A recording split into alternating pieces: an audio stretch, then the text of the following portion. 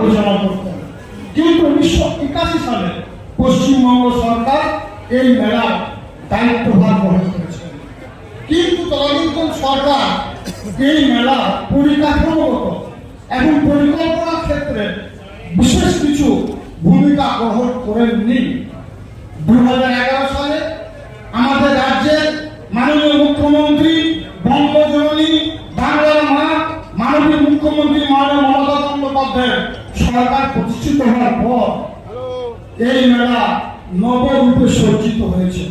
বিভিন্ন প্রান্ত থেকে আসা পুণ্যার্থীদের জন্য পূর্ণ নিরাপত্তার ব্যবস্থা করা হয়েছে। পানীয় জল, বিদ্যুতের পর্যাপ্ত ব্যবস্থা গ্রহণ করা হয়েছে। জনস্বাস্থ্যের কথা বিবেচনা করে বায়ুজলের ব্যবস্থা করা হয়েছে। মানব সেবায় নিয়োজিত আগ্রাগুলিকে বিনামূল্যে পানীয় জল এবং বিদ্যুতের ব্যবস্থা করে দেওয়া হয়েছে।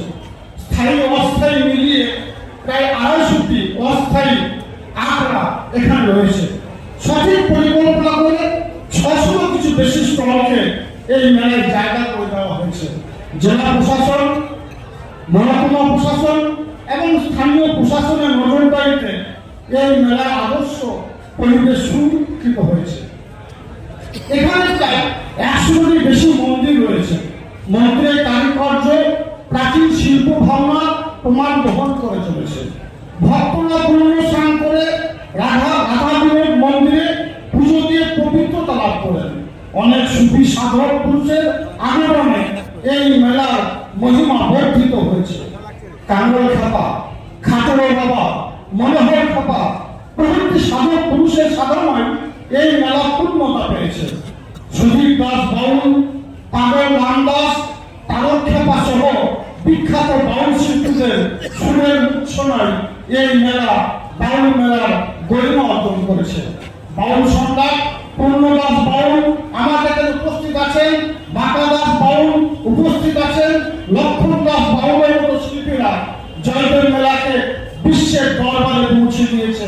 এই সাংস্কৃতিক ধারা অব্যাহত রাখতে আমাদের মাননীয় মুখ্যমন্ত্রী মাননীয় মমতা বন্দ্যোপাধ্যায় এখানে একটা বাউল একাডেমি প্রতিষ্ঠা করেছেন। এর ফলে বীরভূম জেলা এই জয়দেব বিশ্ব মানচিত্রে সাংস্কৃতিক পীঠস্থানে স্বীকৃতি পেয়েছে।